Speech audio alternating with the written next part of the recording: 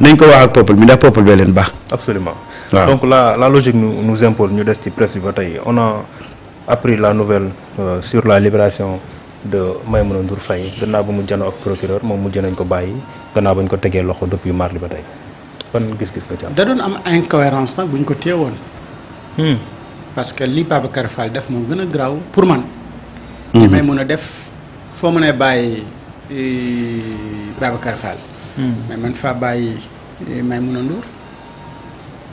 donc du tey du am logique ñu ne la déféré nañu kii def nañu mandat de dépôt moom Maïmouna Ndour ak technicien tandis que Babacar Fall mais dañ ko bàyyi si yenn raison ak yenn li benn charge topp ko loolu la avocat mi wax et ñoom ñoo weddi ne en réalité waa ji crisul deful nangam sangam ba tax ñu bàyyi ko.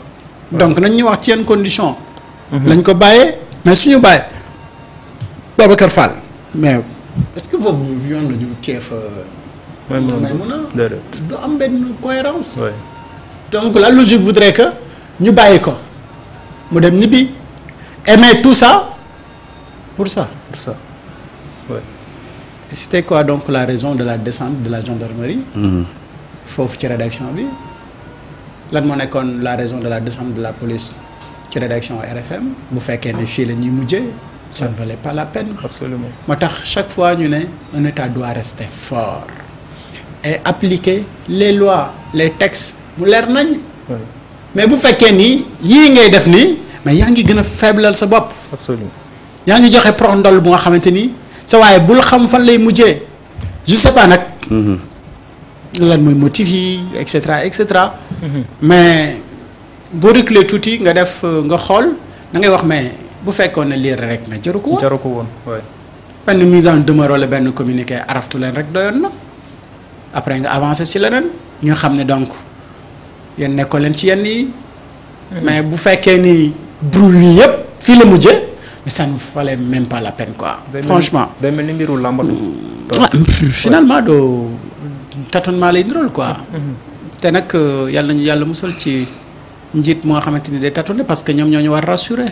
te boo ñu war a rassurer da nga war a doxee jëfee li tax ñu am assurance boobu mais bu fekkee ni doxalin beeg jëf yi am na yu nga xamante ni daf ci manqué waaye day tax ñi nekk sa ginnaaw dañuy ragal te yàlla musal am njiit moo xamante ni ñi mu jiite dañuy am lu ñuy ragal.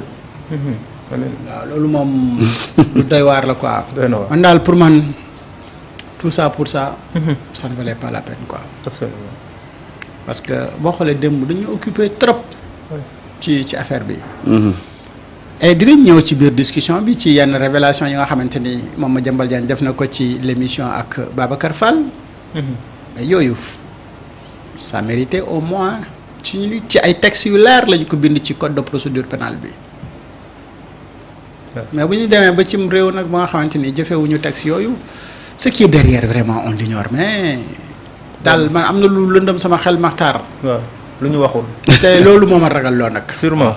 oui parce que mënuñu def descente bi démb jël en tout cas information yëpp Maïmouna Ndour Faye Babacar Fall tey tout ça pour ça.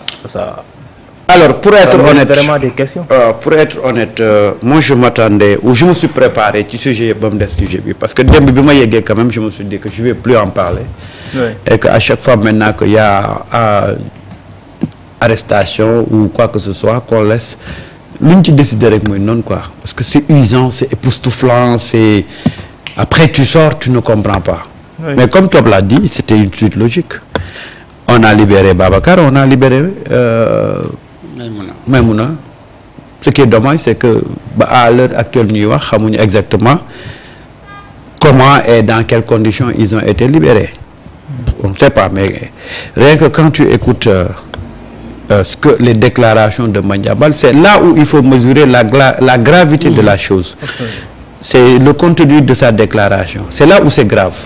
Bon, mais comme après il y a eu voilà, tout un show après qu'il y a boo xam ne le soir ça a dégonflé moi franchement pour être honnête bi ma ñibbee démb pour décompresser parce que le sujet était lourd tel que présenté c'était lourd et puis après le soir paf bon pour décompresser dama seetaan le tour du monde en 80 jours xaw ma ndax gars yi nekk ci chat bi ñu ngi koy rappelé wu c'est un vieux film de dessin animé waaw moom laa doon seetaan quoi pour me déconnecter carrément du monde bi ma nekkoon la journée c'était trop usant et après qu'est-ce looy retenir c'est-à-dire que tu rentres et tu te demandes qu'est-ce que j'ai retenu par rapport à ce sujet-là que j'ai traité depuis le matin ba tard dans la nuit en fait tu n'as pas la suite et c'est ça qui est un peu dommage quoi tu n'as pas la suite ok on l'a libéré qu'est-ce qui s'est passé ñu xam parce qu'une fois encore nous on n'est pas là pour jouer au juge ou pour jouer aux gendarmes mais quand on voit qu'il y a quelque part une faute on dit c'est une faute et par rapport à cette faute-là il y a des conséquences yu ci war a tegu lan moo ci war a tegu wax nañ on a institué les articles tout ça maintenant si aujourd'hui on se lève le lendemain on doit avoir la suite qu'est-ce qui s'est passé exactement mais malheureusement dafa mel ni concert boo xam ne commencé na mais amul fin quoi et moi je dis que ben j'ai pas compris moo tax tey vraiment je m'étais pas préparé à revivre ça le sujet qui est très très fatigant usant hein et que après tu retiens rien waaw mais bon bref ñoom ñu nekkoon ca biir néeg ba ak seeni ay kii peut-être que au fil du temps on saura exactement ce qui s'est passé. Absolument. Donc tey dama commencé te nuyu ma mbokk internet yi donc bala ñu dugg ci ponk yi dama leen di nuyu rek parce que loolu moom du yoon donc may jégalu bu baax a baax gars yi niñ ma accueillir la xam nga rek dem ba tey dañoo sonn te li ñu sonn yëpp gisuñu ci benn résultat boo xam ni am na ci donc loolu moo ñu daal di jàpp donc Pape Ndour maa ngi koy nuyu bu baax a baax Beltéziège Dieng Moustapha Ziza Diaw Sall Ngari Ana Badji MI7 production Mame Diarra 79 Afa Dramé El Hadji Omar Lamine Touré Bakar Wale ak ñeneen ñi nga xam ne ñëpp ñoo ngi ci chat bi maa ngi leen di nuyu bu baax a baax di leen jaajëfal di ñaan rek ngeen aimé live bi di ko partager ngeen nga xam ni ñi nga xam ne jotaguñ ci ñu mënti jot ngir mën a daal di bénéficier wu ci xibaar yi nga xam ne ñu ngi ko daal di joxe donc Seynalune on va parler de l'affaire Madiambal Diagne on a reçu une dernière nouvelle à propos en tout cas de l'affaire avec Souleymane Teliko. On nous dit que la Cour suprême vient de confirmer la condamnation de Madiambal Diagne à 3 mois ferme mais également dafa war a fay li nga xam ne moo di 5 millions de dommages intérêts mais sans contrainte par corps donc jamono ji mën nañu wax ni la décision de condamnation est donc définitive est-ce que ça doit être exécuté?